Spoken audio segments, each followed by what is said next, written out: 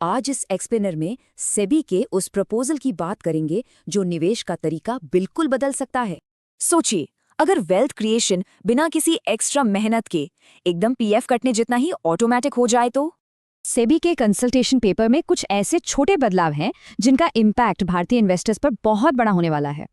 इसमें 3 बड़े game changing प्रस्ताव हैं: salary linked SIP, mutual fund units में कमीशन और निवेश के साथ साथ डोनेशन।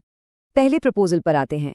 अब कंपनियां सीधे सैलरी से एसआईपी का पैसा काटकर म्यूचुअल फंड में इन्वेस्ट कर सकेंगी, बिल्कुल पीएफ की तरह। पीएफ रिटायरमेंट के लिए होता है और ये एसआईपी सीधे लॉन्ग टर्म वेल्थ क्रिएशन का स्ट्रक्चर बनाएगी। अब दूसरा प्रपोजल देखिए। डिस्ट्रीब्यूटर्स को जो कमीशन कैश में मिलता है वो अब सीधे म्यूचुअल फंड यूनिट्स में मिलेगा। ये बहुत क्रूशल है। इससे डिस्ट्रीब्यूटर्स का फायदा भी इन्वेस्टर्स की लॉन्ग टर्म ग्रोथ से जुड़ जाएगा, मतलब सबका फायदा। तीसरे प्रपोजल में इन्वेस्टिंग और समाज सेवा को एक साथ जोड़ा गया है। ये एक काफी ट्रांसपेरेंट इकोसिस्टम बनाएगा। इसके तहत इन्वेस्टर्स अपने रिडेम्पशन या डिविडेंड का कुछ हिस्सा सीधे वेरीफाइड एनजीओज को डोनेट करने का ऑप्शन चुन सकेंगे। इन सैलरी लिंक्ड एसआईपीज से ना सिर्फ इन्वेस्टमेंट में कंसिस्टेंसी आएगी, बल्कि पैनिक में पैसा निकालने की आदत भी कम होगी।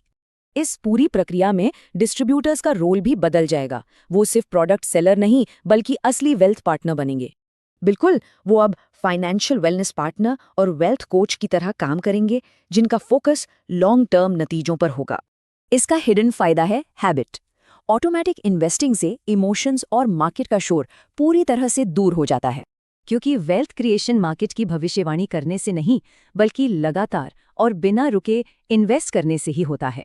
लेकिन इसके लिए कुछ सेफगार्ड जरूरी हैं, जैसे मैंडेटरी इन्वेस्टर एजुकेशन और मिस सेलिंग रोकने के लिए बहुत ही सख्त नियम।